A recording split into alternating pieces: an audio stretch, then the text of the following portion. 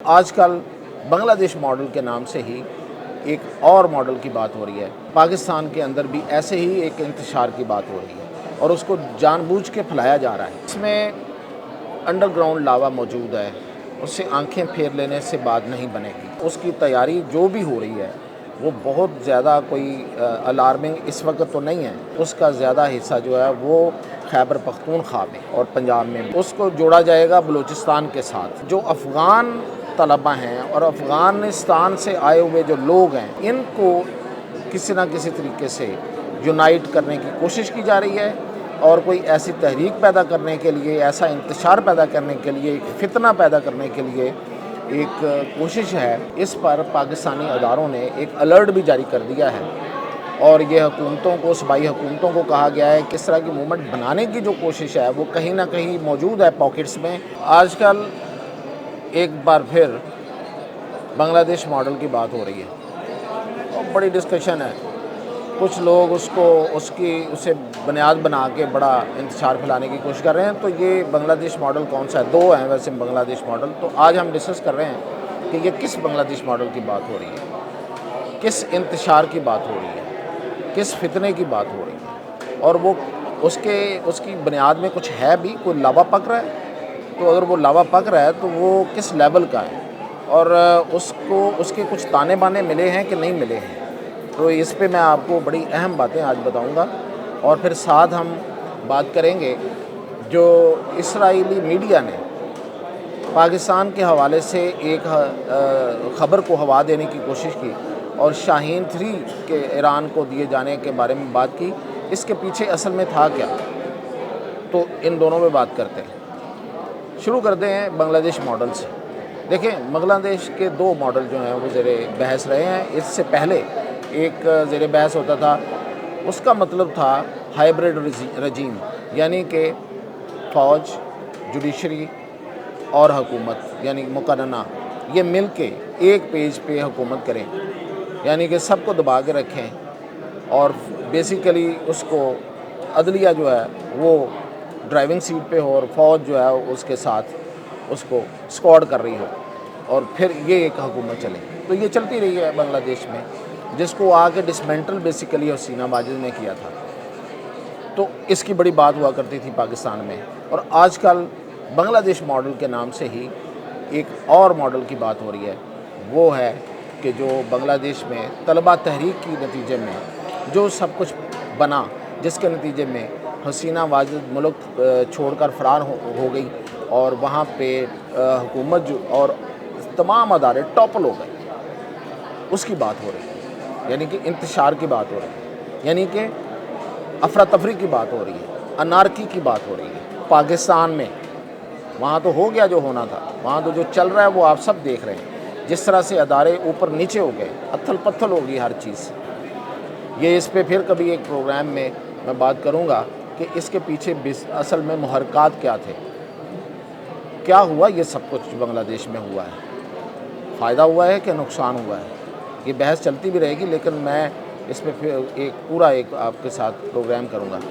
آج میں یہ بتانے جا رہا ہوں جو میں نے کل بتایا تھا کہ پاکستان کے اندر بھی ایسے ہی ایک انتشار کی بات ہو رہی ہے اور اس کو جان بوجھ کے پھیلایا جا رہا ہے۔ وہ پی ایس ایف کے نام سے ایک جعلی قسم کی ایک پوسٹ جو ہے وہ گھوم رہی ہے، اور اس سے پہلے انصاف اسٹوڈنٹس فیڈریشن کے نام سے گزشتہ روز ایک دن پہلے اسلام آباد پریس کلب میں ایک پریس کانفرنس کروائی گئی اور اس میں ہاتھوں میں ہاتھ ڈال کے لوگوں نے نعرے مارے، اور وہ اس چیز کو یہ بنایا یہ جا رہا ہے کہ یہ طلبہ یہاں پہ یونائٹ ہو رہے ہیں اور اسی طرز کی تحریک چلنے والی ہے جس طرح کی بنگلہ دیش میں ہے۔ تو ایسا ہے، دیکھیں، اس میں انڈر گراؤنڈ لاوا موجود ہے، اس سے آنکھیں پھیر لینے سے بات نہیں بنے گی، یہ میں بتا رہا ہوں۔ اور وہ سارے کی ساری تیاری جو ہے اس کی تیاری جو بھی ہو رہی ہے وہ بہت زیادہ کوئی الارمنگ اس وقت تو نہیں ہے، لیکن کہیں نہ کہیں اس کا لاوا جو ہے وہ پک رہا ہے اور وہ اس کا زیادہ حصہ جو ہے وہ خیبر پختونخوا میں اور پنجاب میں بھی ہے، اور اس کو جوڑا جائے گا بلوچستان کے ساتھ۔ اب یہ جو افغان طلبہ ہیں اور افغانستان سے آئے ہوئے جو لوگ ہیں،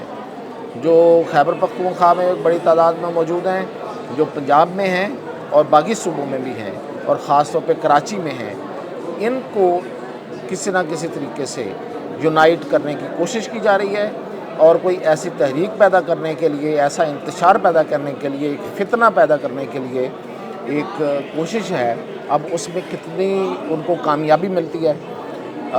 یہ بھی میں آگے جا کے آپ کو بتاتا ہوں۔ تو یہ ہے اصل میں یہ پلاننگ کہ افغان لوگوں کو استعمال کیا جائے، افغان نوجوانوں کو استعمال کیا جائے، اور آپ کو پتہ ہے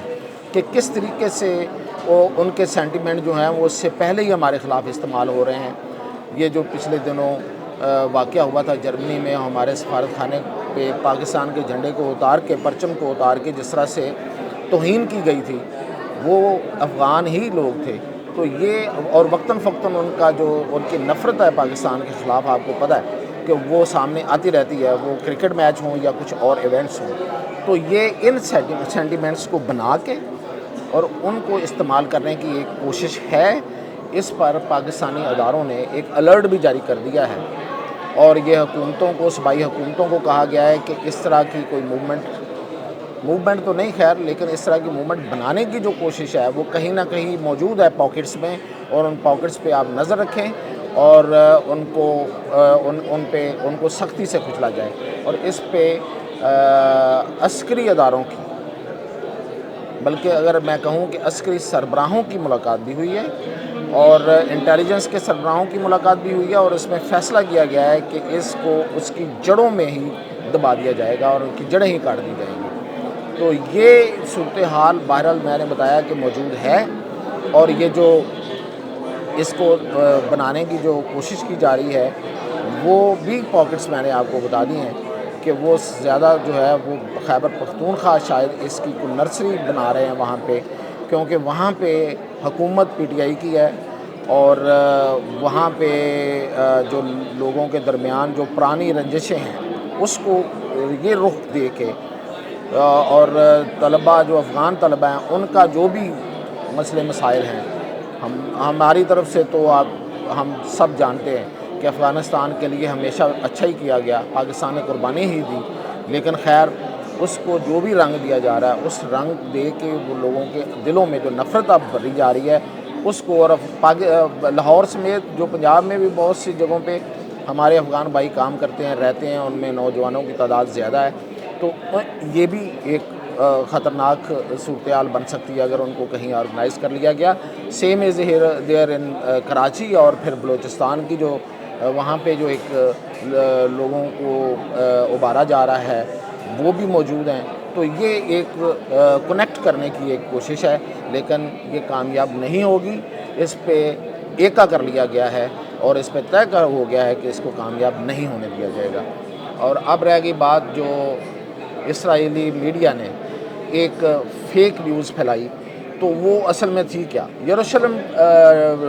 ٹائمز جو ہے، یروشلم پوسٹ، اس نے جو خبر بیسیکلی دی ہے وہ یہ دی اس نے کہ پاکستان جو ہے وہ پہلے ایران اور پاکستان کے درمیان رنجشیں تھیں، کشیدگی تھی، لیکن جب ایرانی صدر یہاں پہ آئے ہیں، رئیسی جب آئے ہیں یہاں پہ، تو انہوں نے جب ایرانی صدر یہاں آئے ہیں رئیسی، تو ان کے دورے کے بعد پاکستان اور ایران کے تعلقات بہتر ہو گئے، اور وہ انہوں نے پھر یہ لکھ کے آگے یہ کہا کہ عرب میڈیا کے مطابق پاکستان شاہین 3 میزائل ایران کو دے سکتا ہے تاکہ وہ اسرائیل کے خلاف استعمال ہوں۔ تو یہ عرب میڈیا پہ ڈال دیا گیا۔ اب عرب میڈیا پہ ہم جب جاتے ہیں تو عرب میڈیا کیا کہتا ہے، عرب نیوز سمیت باقی میڈیا، وہ یروشلم ٹائمز کو یروشلم پوسٹ کو کوٹ کر رہا ہوتا ہے، تو ایک دوسرے کو کوٹ کرتے جا رہے ہیں، کہیں پہ کوئی اتھینٹک خبر نہیں تھی۔ ایک اکاؤنٹ اور ملا جو کوئی مڈل ایسٹ سے آپریٹ ہو رہا ہے، اسی طرح 2-3 اور اکاؤنٹس جو انڈیویجولز کے ہیں، تو انہوں نے یہ خبر جو ہے بیسیکلی بنائی اور اس کو عرب میڈیا کا نام دیا گیا۔ عرب میڈیا جو مین اسٹریم میڈیا، ان میں سے کسی نے یہ خبر نہیں دی، اور اس خبر کو جان بوجھ کے بنایا گیا۔ بیسیکلی ہم سب کو پتہ ہے کہ یہ جو مڈل ایسٹ ہے وہاں پہ ٹیرر سیلنگ ہے ہر طرح سے، اور وہ میڈیا میں بھی ہو رہی ہے، اور ایک نام نہاد وہاں پہ میڈیا جو تھنک ٹینکس ہیں وہ بھی کام کر رہے ہیں، تو وہ وقتاً فوقتاً اس طرح کی کانسپریسی تھیوریز جو ہیں وہ ڈیولپ کرتے ہیں، اور اس کی بنا پہ کوئی ایک آدھ پوسٹ کر دی، اور اس پوسٹ کو پھر ایسا وائرل ہوتی ہے کہ وہ پھر لوگ اس کو دیکھتے ہیں، اور اس سے ظاہر ہے کہ آپ کو پتہ ہے کہ یہ میڈیا تو آپ باقاعدہ کمائی کا ذریعہ ہے، ڈالرز آتے ہیں اس سے، تو وہ جلدی ہے، اور ان کی پوسٹ جو ہے اس کی ان کو ویوز اور لائکس ملتے ہیں، تو اس سے ان کو پیسے ملتے ہیں، تو یہ ایک باقاعدہ ایک کاروبار ہے۔ تو یہ اسی کا ہی ایک سلسلہ تھا کہ 2-3 ایسے سو کالڈ تھنک ٹینکس کی طرف سے اور کچھ انڈیویجولز کی طرف سے یہ خبر آئی۔ یروشلم ٹائمز نے اس کو عرب میڈیا کا نام دیا، عرب میڈیا نے یروشلم ٹائمز یا پوسٹ کو کوٹ کیا، اور اس سے یہ خبر جو ہے یہ بن کے تو ایک بوم کی صورت میں یہ کل چلتی رہی ہے۔ تو کل بھی میں نے آپ کو بتایا تھا کہ اس میں کوئی حقیقت نہیں ہے، اور آج بھی اس میں کوئی حقیقت نہیں ہے۔ تو مزید اپڈیٹ آپ کو انشاءاللہ جاری رکھیں گے۔ اجازت دیجیے۔